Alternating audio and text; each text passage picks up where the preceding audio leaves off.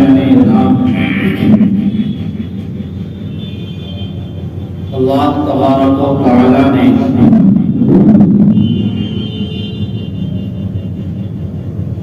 تمام مخلوق کو اپنا محتاج بنایا.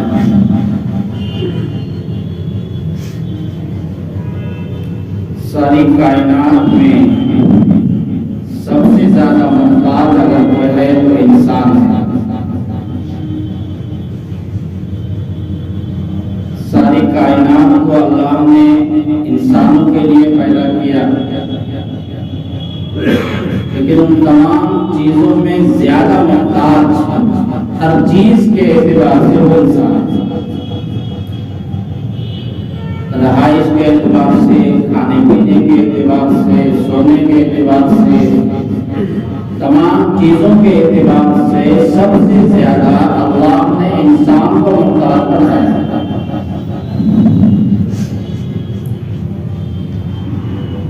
جتنی چیزوں کی ضرورت انسان کو پڑتی ہے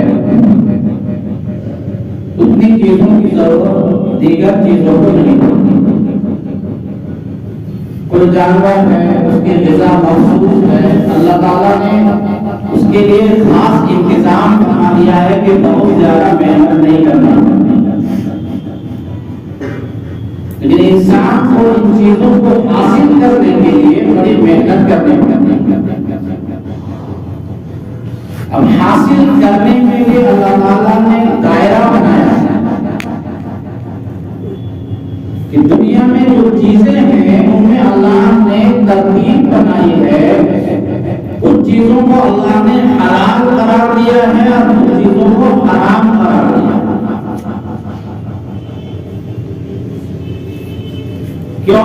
لِنَبْلُوَكُمْ أَيُّكُمْ أَحْسَنُ عَمَلًا، تاکہ اللہ کہتے ہیں کہ ہم آزمائیں کہ تم میں سے کون ان چیزوں سے بچتا ہے،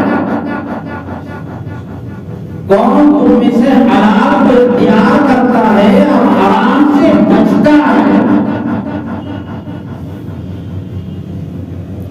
اور عجیب یہ ہے کہ حرام کی جو چیزیں ہیں دیکھنے کے اعتبار سے، ظاہر کے اعتبار سے زیادہ مزین ہے، دل فریب ہے.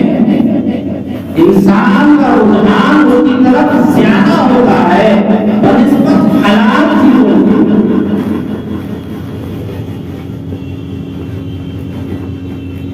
اس کو اللہ نے مزین کر دیا ہے. تبھی تو آزمائش ہوگی کہ دل چاہ رہا ہے، اس کے باوجود خوف خدا کی وجہ سے اس کی طرف وہ جاتا نہیں. اما من خاف مقام ربه ونهى النفس عن الهوى فإن الجنة هي المأوى. جو اپنے رب کے پاس کھڑا ہونے سے ڈرا اور خواہش نفس سے عمل کرنے سے بچا، جنت اسی کا ٹھکانہ ہے. واما من خاف مقام ربه، جو یہ احساس رکھا دنیا میں زندگی اس طرح گزارا کہ مجھے اپنے رب کے پاس جانا ہے، وہاں کھڑا ہونا ہے، دنیا کے ایک ایک عمل کا ہمیں حساب و کتاب دینا ہے.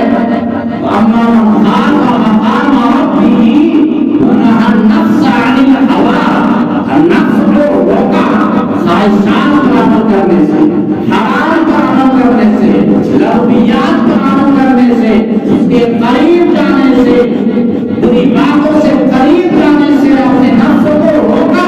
فإن الجنة هي المأوى، جنت ہی اس کا ٹھکانہ.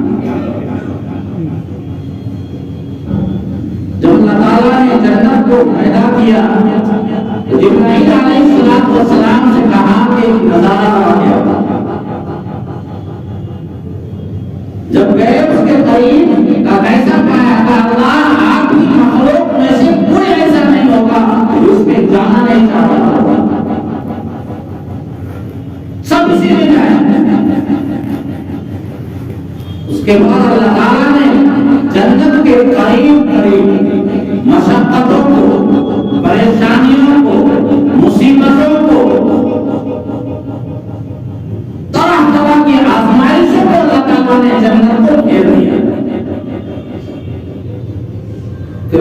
جاؤ۔ جبرائیل علیہ السلام نے آنے کے بعد کہا کہ اللہ بہت کم لوگ ہوں گے جو اس میں داخل ہو گئے، اتنی آزمائشیں،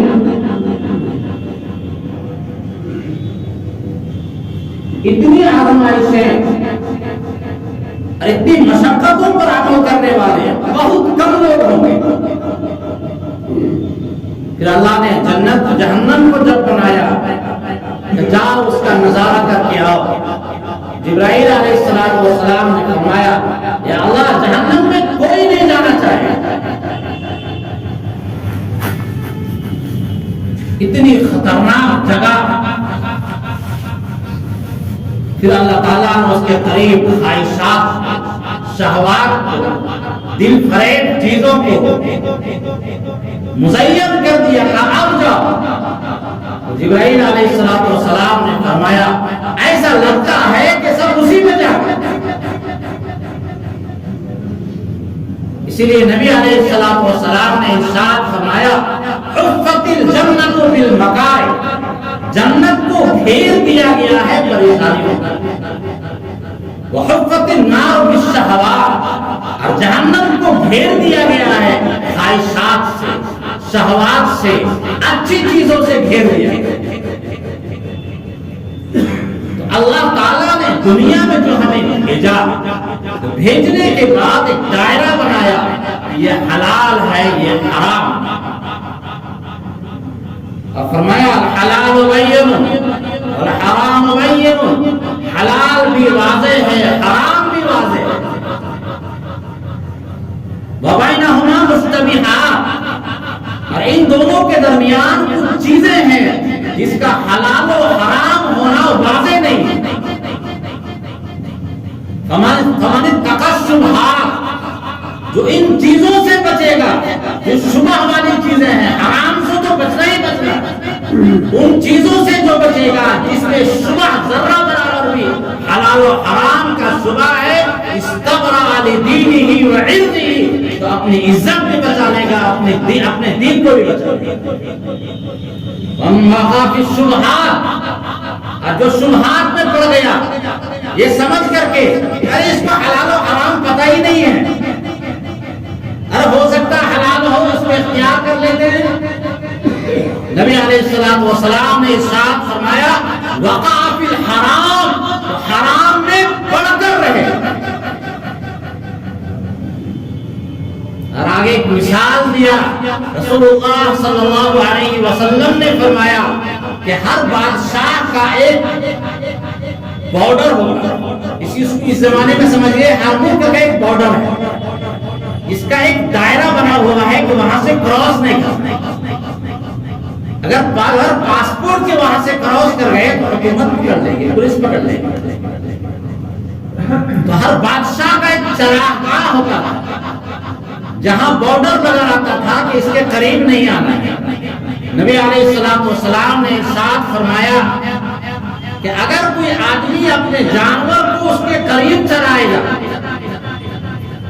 تو ہو سکتا ہے اس کا جانور دوڑ کر کے، پھان کر کے اس چراگاہ کے اندر داخل ہو جائے، جب داخل ہو جائے گا تو بادشاہ کی گرفت میں واقع، لہذا اس چراگاہ کے قریب ہی مت جاؤ، اگر اس کے قریب بھی جاؤ گے تو اس کے اندر داخل ہو جائے گا، اور اس کے اندر داخل ہو جائے گا تو بادشاہ کی گرفت میں آ جائے گا۔ تو نبی علیہ السلام نے فرمایا کہ حلال بھی واضح ہے، حرام بھی واضح ہے، ان دونوں کے درمیان مشتبہات چیزیں ہیں۔ اگر تم متقی بننا چاہتے ہو، اگر تم اللہ والے بننا چاہتے ہو، ان شبہ والی چیزوں سے تم بچو گے تو بھی تم متقی بن سکتے ہو، ورنہ نہیں بن سکتے۔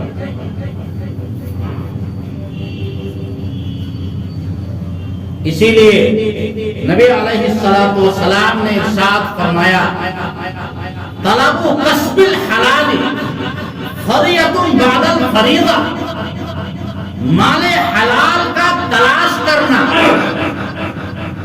مال حلال کا تلاش کرنا، مال حلال کے لیے کوشش کرنا، یہ فرض ہے تمام فرائض کے بعد۔ لفظ حدیث کے غور فرمائیں. بعد الفریضہ مطلب نماز کے بعد یہ فرض ہے، روزہ کے بعد یہ فرض ہے، حج کے بعد یہ فرض ہے، زکات کے بعد یہ فرض ہے. ایسا نہیں ہے کہ اذان ہو گئی ہو رہی ہے ارے یہ بھی فرض ہے، نماز چھوڑ کر کے دوسرا فرض ادا کر رہے ہیں. حضور نے فرمایا نہیں، بعد الفریضہ نماز پڑھو اس کے بعد تجارت فرض ہے، مال حلال کا طلب. طلب کسب الحلال، مال حلال کا تلاش کرنا یہ فرض ہے بعد الفریضہ. ایک فرض کے بعد نماز، روزے، زکات، حج کے بعد یہ ہر مسلمان پہ ذمہ داری ہے کہ جس طرح نماز کے لیے کوشش کرتا ہے، کوشش کرنا اس کے لیے ضروری ہے، جس طرح حج کرنا اس پر ضروری ہے، زکات دینا اس پر ضروری ہے، مال حلال کے لیے بھی کوشش کرنا اس پر. قرآن پاک میں اللہ تعالیٰ نے مختلف مقامات پہ فرمایا، انبیاء کو خطاب کر کے فرمایا، رسولوں کو خطاب کر کے فرمایا، ایمان والوں کو خطاب کر کے فرمایا یا ایھا الذین آمنوا کلوا من طیبات ما رزقناکم، اے ایمان والوں مال حلال کھاؤ. یا ایھا الرسل، اے رسولوں مال حلال کھاؤ، اے انبیاء مال حلال کھاؤ. یہ انبیاء کو مخاطب کیا گیا، رسولوں کو مخاطب کیا گیا اس کی اہمیت کو بتانے کے لیے کہ مال حلال کی اتنی اہمیت ہے کہ اللہ تعالیٰ نے یا ایھا الرسل فرمایا، اے رسولوں کلوا من طیبات، اے رسول مال حلال کو اختیار. اللہ کے یہاں کوئی پیشہ، کوئی تجارت چھوٹی اور بڑی نہیں ہوتی ہے. اللہ کے یہاں اگر کوئی مقرب بننا چاہتا ہے وہ تقوی معیار اس لیے ہے. ان اکرمکم عند اللہ اتقاکم، تم میں سب سے زیادہ اللہ کے یہاں مکرم وہی ہے، مقرب وہی ہے، متقی وہی ہے جو اللہ سے ڈرنے والا ہے، چاہے جیسی وہ تجارت کر رہا ہو لیکن حلال تجارت. آج ہمارا یہ معیار بزنس کے اعتبار سے ہے، تجارت کے اعتبار سے ہے. اگر کوئی بہت بڑا شو روم والا ہے اس کے معاشرے میں بڑی عزت ہوتی ہے، لیکن اگر کوئی جوتا سینے والا ہے اس کی ہمارے کوئی عزت نہیں. اگر وہ جوتا سینے والا نماز کو پابندی سے پڑھتا ہے، تجارت میں جھوٹ نہیں بولتا ہے، دھوکہ دہی کا معاملہ نہیں کرتا ہے اور فرائض کو ادا کرتا ہے، شو روم والا جو بیٹھے بیٹھے نماز کو چھوڑ دیتا ہے، جھوٹ بولتا ہے، فریب سے کام لیتا ہے، وعدہ خلافی کرتا ہے، اس سے 1000 گنا بہتر ہے یہ موچی جسے ہم دنیا میں حقارت کی نگاہ سے دیکھتے ہیں. ان اکرمکم عند اللہ اتقاکم، اللہ کے ہاں سب سے مقرب جو ہے وہ اللہ سے زیادہ کرتا ہے. صحابہ کرام رضوان اللہ علیہم اجمعین نے مال حلال کو اختیار کیا، اس کے لیے پیشہ نہیں دیکھا. ابوبکر صدیق رضی اللہ تعالیٰ عنہ کپڑوں کی تجارت کرتے تھے، عمر فاروق رضی اللہ تعالیٰ عنہ اونٹوں کی تجارت کرتے تھے، عبداللہ ابن عمر رضی اللہ تعالیٰ عنہ اونٹوں کی تجارت کرتے تھے. اتنا ہی نہیں، نبی علیہ السلام سے ملاقات، نبی علیہ السلام سے ملاقات کرنے کے لیے تشریف لائے حضرت جابر بن عبداللہ رضی اللہ تعالیٰ، بڑے صحابی ہیں. ملاقات ہوئی تو ہاتھ میں کھردورا بن رہا ہے. کہا یا جابر یہ کیا ہے؟ یہ ہاتھ میں کیسے گھٹے پڑ گئے؟ کہا حضور ابا کا انتقال ہو چکا ہے، آپ کو معلوم ہے، گھر میں بہنیں ہیں، تو گھر کے گزارا کے لیے نال بندی کا کام میں نے شروع کیا ہے. گھوڑے میں جو نال لگاتے ہیں، نال بندی کا میں نے کام شروع کیا. تو نبی علیہ السلام قربان جائیے، رسول اکرم صلی اللہ علیہ وسلم پہ نبی علیہ السلام نے اس ہاتھ کا بوسہ لیا اور فرمایا ہادہ ید لا تمسہ النار، یہ وہ ہاتھ ہے جسے جہنم کی آگ چھو نہیں سکتی. آج ہمارے معاشرے میں اگر کوئی ایسا کام کرتا اسے سلام کرنے کے لیے ہم تیار نہیں، اسے دعوت دینے کے لیے ہم تیار نہیں ہیں. ولیمے میں آپ دیکھیں مالداروں کو بلایا جاتا ہے، غریب کی کوئی دعوت نہیں. حضور نے فرمایا شر الولیمہ یدعى الاغنیاء ویترک الفقراء، سب سے برا ولیمہ وہ ہے جس میں مالداروں کو بلایا جائے، غریبوں کو.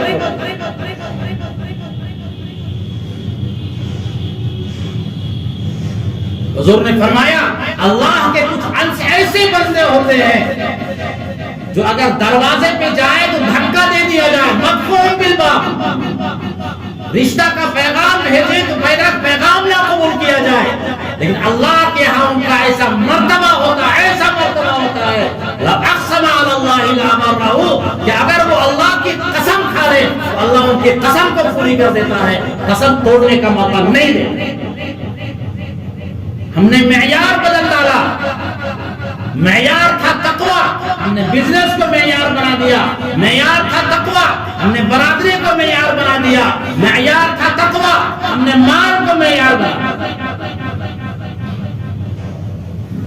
ایک صحابی ہیں عبداللہ بن حرام رضی اللہ تعالی، انتہائی کالے کلے، دمیمہ کے الفاظ ہے، دمیمہ۔ نبی علیہ السلام کے پاس وہ جب بھی تشریف لاتے کچھ سبزی وغیرہ لے کر آتے، جب یہاں سے واپس آتے تو حضور شہر کا سامان ان کو خرید کے دیتے تھے۔ تو حضور فرماتے تھے ظاہر بادیتنا ونحن نحاضر، ظاہر ہمارا دیہات ہے، ہم ان کے شہر ہیں۔ ایک مرتبہ وہ بازار میں کچھ سامان بیچ رہے تھے، پہلے صحابی ہیں، واحد صحابی ہیں کہ نبی علیہ السلام نے اس قدر ان سے مذاق کیا۔ وہ گئے، حضور پیچھے سے گئے اور جا کر کے ان کی آنکھ کو یوں، جیسے ہم لوگ بچوں سے مذاق کرتے ہیں، یوں کر کے آنکھ بند کر دی۔ وہ سمجھ نہیں پائے، کہا چھوڑو چھوڑو، کون ہے چھوڑو چھوڑو۔ جب ایسے کیا تو لگا ساری کائنات کا حسن، خاتم النبیین جناب رسول اللہ صلی اللہ علیہ وسلم، کہ جہاں ان کا قدم مبارک پڑ جائے وہ عرش سے بھی آسان، جہاں نبی علیہ السلام تشریف فرما ہے وہ عرش سے بھی آسان۔ خلاصہ کائنات میرے بدن مبارک سے ٹچ، میرے بدن سے ٹچ ہو رہا ہے، ایسا وہ ملنے لگے پورے بدن میں، ایسے کر کے یوں کر کے ملنے لگے۔ حضور نے فرمایا کون اس کو خریدے گا، کون اس کو خریدے گا؟ مذاق میں حضور نے کہا کون اس کو خریدے گا؟ تو کہنے لگے یا رسول اللہ تجدونی قاصدہ، اگر آپ مجھے بیچیں گے، میں کالا ہوں، کلوٹا ہوں، غریب ہوں، فقیر ہوں، مجھے کون خریدے گا؟ اگر کوئی خریدے گا بھی تو کوئی پیسہ آپ کو نہیں دے سکتا ہے، زیادہ پیسہ نہیں ملے گا۔ تو حضور نے فرمایا زبان رسالت سے نکلا ہوا جملہ ہے سماجی ترمذی میں، وَلَكِنْ لَسْتَ بِعِنْدِ اللَّهِ بِقَاسٍ، تم اللہ کے یہاں کھوٹ نہیں ہو، اللہ کے ہاں تمہارا بہت بڑا مقصد۔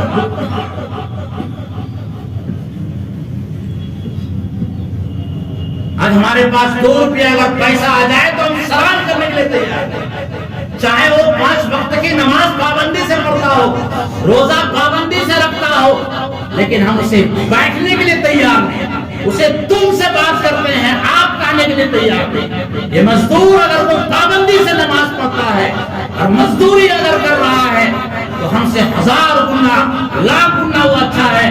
زبان رسالت نے حضرت جابر بن عبداللہ کا ہاتھ کو جو بوسہ لیا ہے وہ صحابی ہونے کی بنیاد پر نہیں لیا تھا، بلکہ مزدور تھے، مزدوروں کو فضیلت ثابت کرنے کے لیے نبی علیہ السلام نے بوسہ لیا اور فرمایا هذه يد لا تمسه النار، یہ وہ آگ ہاتھ ہے جسے جہنم کی آگ چھو نہیں سکتی۔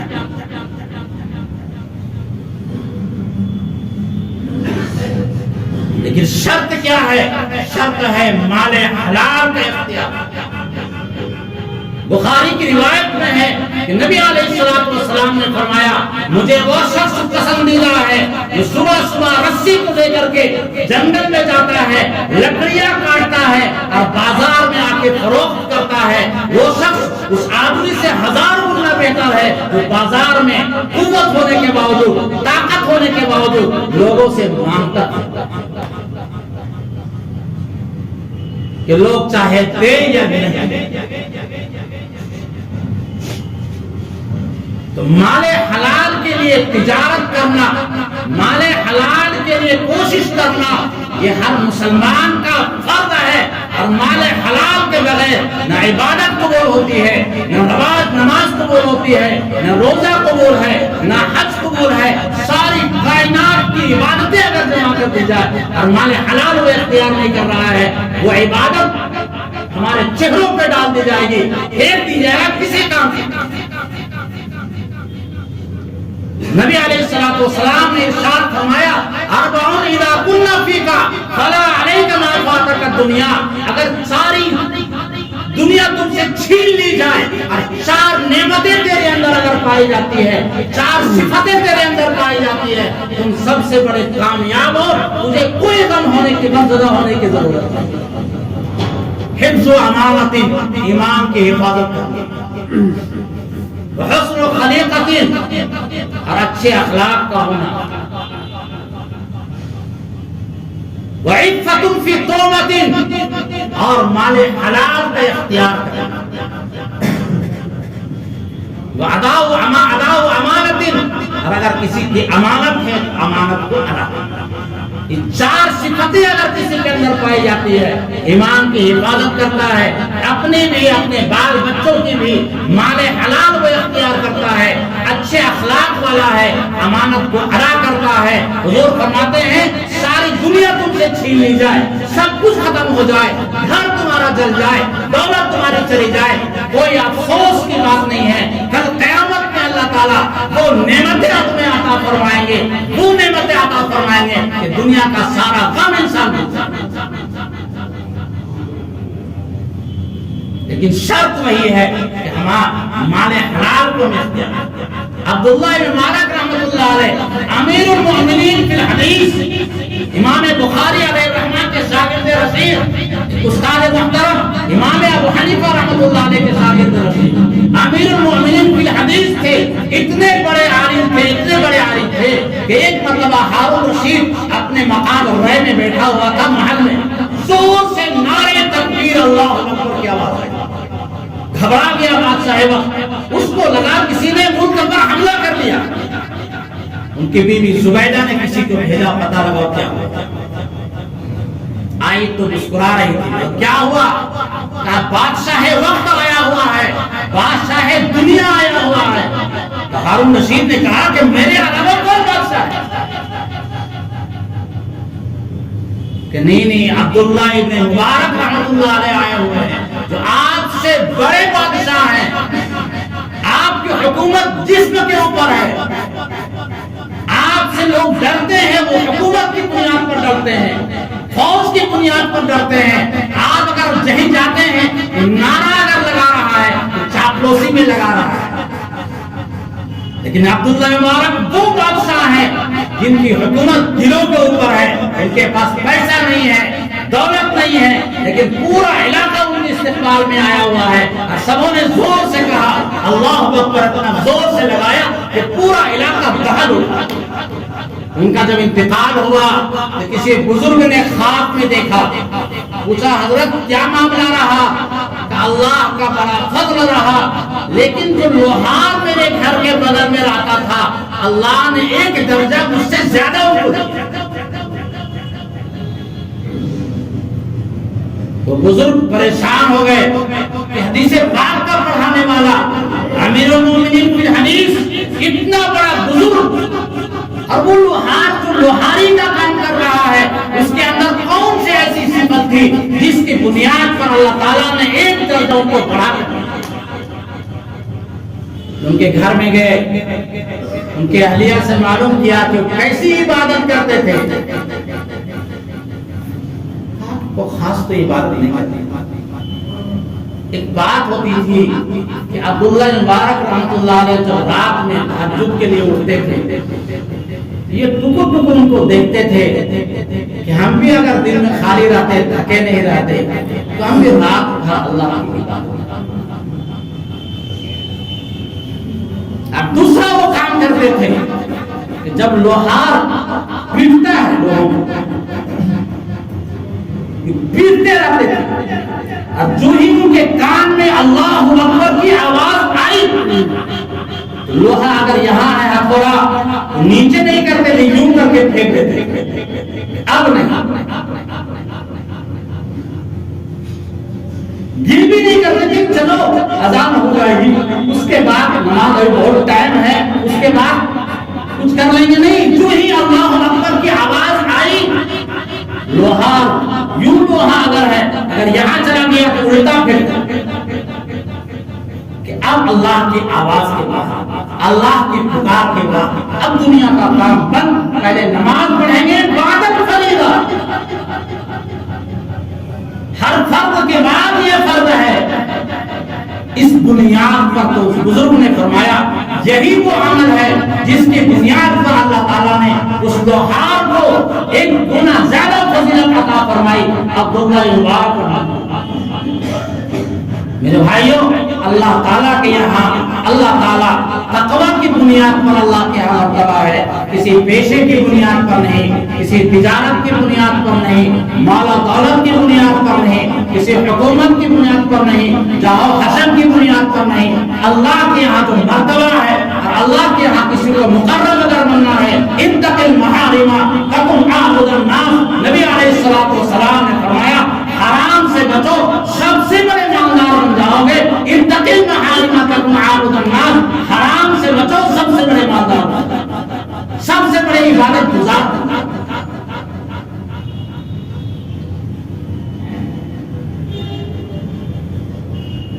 اور حرام سے اگر نہیں بچتے ہیں لحم النمط من الحرام کان الاولی من النار. جو گوشت پیدا ہوگا حرام سے وہ جہنم کا مستحق ہے, جنت کا مستحق ہے.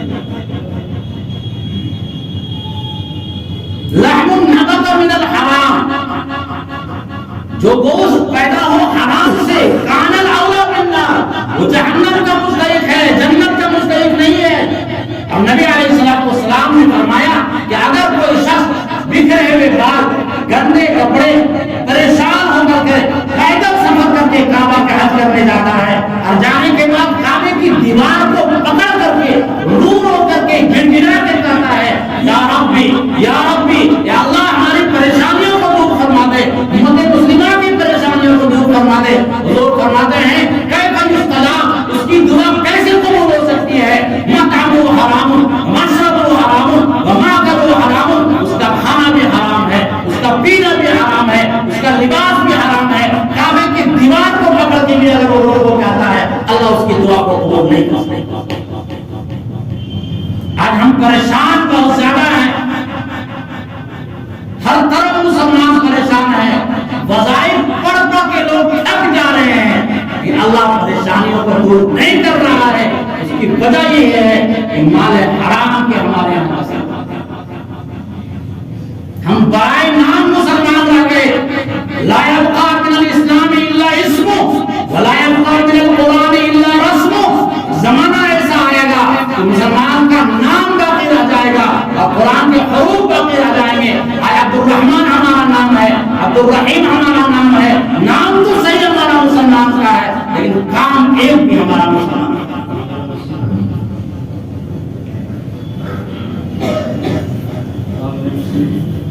اس لیے ہمیں چاہیے کہ ہم تجارت کریں. تاجروں کی بڑی فضیلت نبی علیہ الصلوۃ والسلام نے فرمائی ہے, لیکن شرط وہی ہے کہ سچائی کے ساتھ, امانت کے ساتھ ہو, ادائے امانت کے ساتھ اور مکمل طور پہ پرہیزگاری کے ساتھ. اگر مال دولت جمع کرتے ہیں تو مال کا جمع کرنا یہ کوئی غلط بات نہیں. مال کا جمع کرنا کوئی غلط بات نہیں, شریعت اس کو غلط نہیں بولتی ہے. دنیا آپ چاہے جتنی جمع کر لیں, نعمت مال الصالح للرجل الصالح, حلال مال نیک آدمی کے لیے کیا ہی بہتر. میں ایک حدیث پاک سنا کر کے اپنی بات ختم کرتا ہوں. نبی علیہ الصلوۃ والسلام نے حدیث پاک میں فرمایا کہ میں 3 باتوں کی قسم کھاتا ہوں. 40 پہ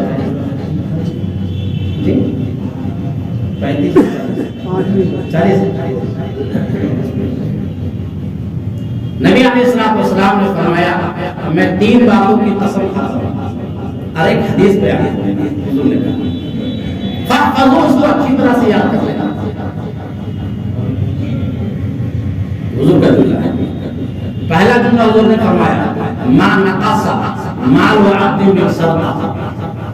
حضور نے فرمایا میں قسم کھا کے کہتا ہوں, حالانکہ قسم کھانے کی ضرورت تھی نہیں, لیکن مال کے بارے میں ہم لوگوں کا بڑا چمڑی دیں گے, دمڑی نہیں دیں گے, مال سے محبت. حضور نے فرمایا میں قسم کھا کے کہتا ہوں صدقہ سے کبھی بھی مال کم نہیں ہوتا. اگر مالدار بننا چاہتے ہیں، روزی میں برکت لانا چاہتے ہیں، روزانہ صدقہ کا معمول بنائیے. حضور نے فرمایا میں قسم کھا کے کہتا ہوں کبھی مال میں کمی نہیں. دوسری بات حضور نے فرمایا ما ظلم عبد مظلمۃ فصبر علیہا الا زادہ اللہ عزا. جس بندے پر ظلم کیا گیا اور اس نے صبر سے کام لیا، اللہ اس کی عزت میں اضافہ کر کرے گا. تیسری بات حضور نے فرمایا میں قسم کھا کے کہتا ہوں ما فتح باب بابا ما فتح عبد بابا مسئلہ. جس آدمی نے قدرت کے باوجود، کمانے کے قدرت کے باوجود مانگنے کا دروازہ کھول دیا، کما سکتا ہے، تجارت کر سکتا ہے، بزنس کر سکتا ہے، لیکن لوگوں سے مانگتے ہیں. بہت سارے لوگ ایسے لوگ پیسہ بناتے ہیں. حضور نے فرمایا اس کی غربت میں اضافہ ہونا چاہتا. اور ایک حدیث بیان فرمایا اس کو اچھی طرح سے سنیں. فرمایا لوگ چار طرح کے ہوتے ہیں. عبد رزقہ اللہ مال و علم. ایک آدمی وہ ہے جس کو اللہ تعالیٰ نے مال بھی عطا فرمایا ہے اور حلال و حرام کی تمیز بھی عطا فرمائی. ایک آدمی وہ ہے جس کو اللہ تعالیٰ نے مال بھی عطا فرمایا اور علم بھی اسے عطا فرمایا. اس مال کے بارے میں اللہ کا بھی حق ادا کرتا ہے، رشتہ داروں کا بھی حق ادا کرتا ہے، غریبوں کا بھی حق ادا کرتا ہے، پڑوسیوں کا بھی حق ادا کرتا ہے. حضور نے فرمایا افضل الناس، لوگوں میں سب سے افضل ترین انسان. معلوم ہوا کہ مال کا جمع کرنا غلط نہیں ہے. حضور نے فرمایا لیکن شرط ہے اللہ کا بھی حق ادا کرے، زکات ادا کرے، رشتہ داروں کا بھی حقوق ادا کرے، پڑوسیوں کے بھی حقوق ادا کرے، صدقات وغیرہ خوب نکالے، صدقہ جاریہ بھی جاری نکالے تاکہ اس کی مرنے کے بعد بھی اولاد کو مرنے کے بعد زندہ کرتا. حضور نے فرمایا یقول ابن آدم مالی مالی، انسان کہتا ہے میرا مال میرا مال، وَأَنَّ مَالَهُ مِنْ مَالِهِ الْحَلَالُ. حالانکہ انسان کا مال تین ہے، ماں کا اپنا جو کھایا ختم کر دیا، وما لبسا فاغلا جو پہنا پرانا کر دیا، وما اعطا فقدنا جو اللہ کے راستے میں دیا، اللہ کے پاس ذخیرہ بنا کر کے اللہ کے بیت میں جمع کر لیا، وہی تین اس کا مال ہے. وما ترکا جو چھوڑ کے بنا ہے، وَوَضَاحِبُ مَضَارِبُ لِلنَّاسِ وہ تو اس کا نہیں ہے، اس کے بعد بچوں کا ہے جس کا آپس میں جھگڑا ہے.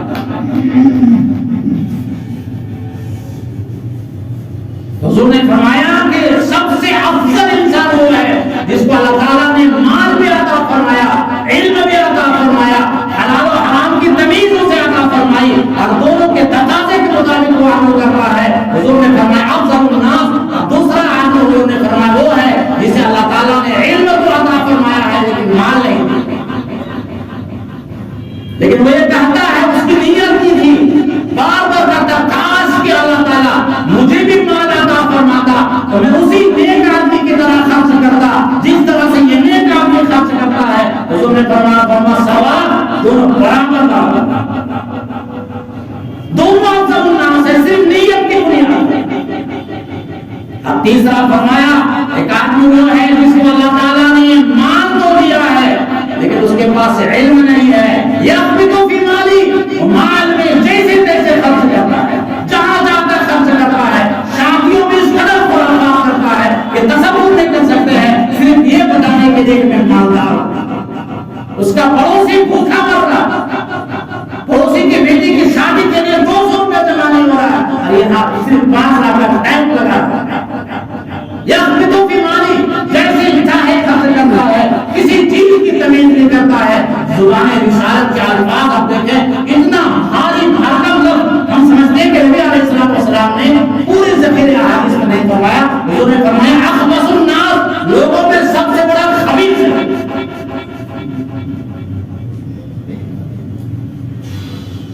جس کو اللہ تعالیٰ نے مال تو دیا لیکن صدقات نہیں نکالتا ہے، کروڑوں روپے کے جائیداد